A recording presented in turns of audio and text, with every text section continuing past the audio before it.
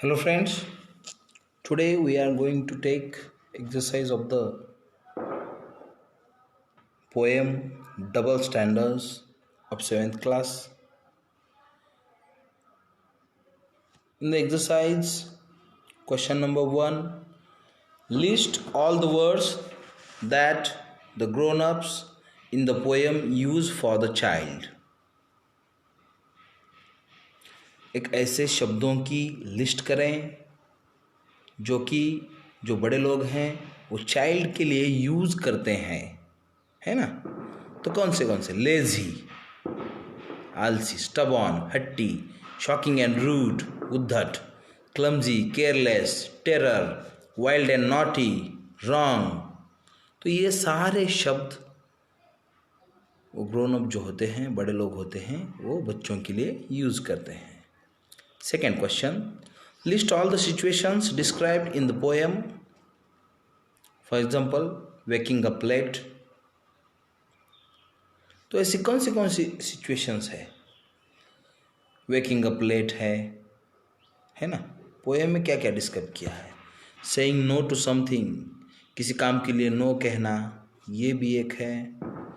Raising voice, बड़ी आवाज़ में बोलना, ऊंची आवाज़ में बोलना। ब्रेकिंग समथिंग, कुछ तोड़ना, फोड़ना। डूइंग समथिंग रॉन्ग, कुछ तो गलत करना। क्वेरलिंग मतलब झगड़ा करना किसी के साथ भी। तो ये सारी चीज़ें हैं जो पोएम में आई है, जो कि बच्चे करते हैं। Question 3, find the antonyms of lazy. Lazy का एंटोनिम है एक्टिव। लेजी आलसी, एक्टिव आलसी नहीं है, मतलब वो एक्टिव है ना। Rude, polite. रूड मतलब उद्धट, पोलाइट मतलब नम्र। फर्म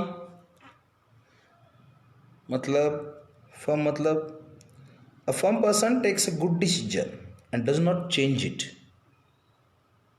And hesitant मतलब the person was not firm, called hesitant. Careless, निष्काळजी बोलते हैं उसको। केयरफुल, चिंता करने वाला, है ना।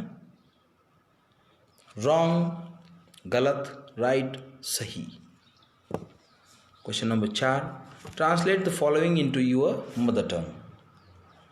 जो आपकी मदर टंग है मराठी, उसमें हम आपको क्या करना है, उसका मीनिंग लिखना है। स्टबॉर्न, हट्टी। फर्म, ठाम। केयरलेस, निष्काळजी। हेल्पलेस, असहाय। क्लमजी, वेंधळा। नॉटी, खोड़कर।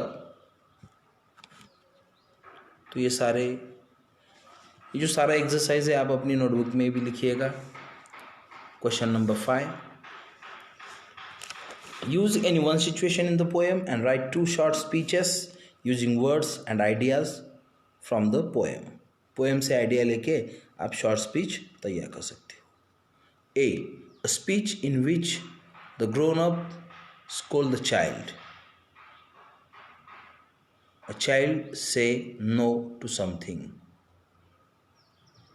Okay. तो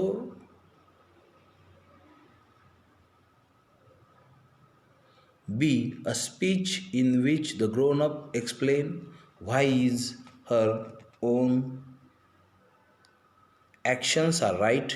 For example, situation, raising one's voice. तो इसमें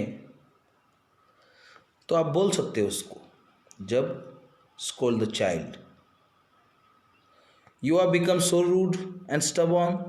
I cannot believe you can say no to whatever I ask you to do.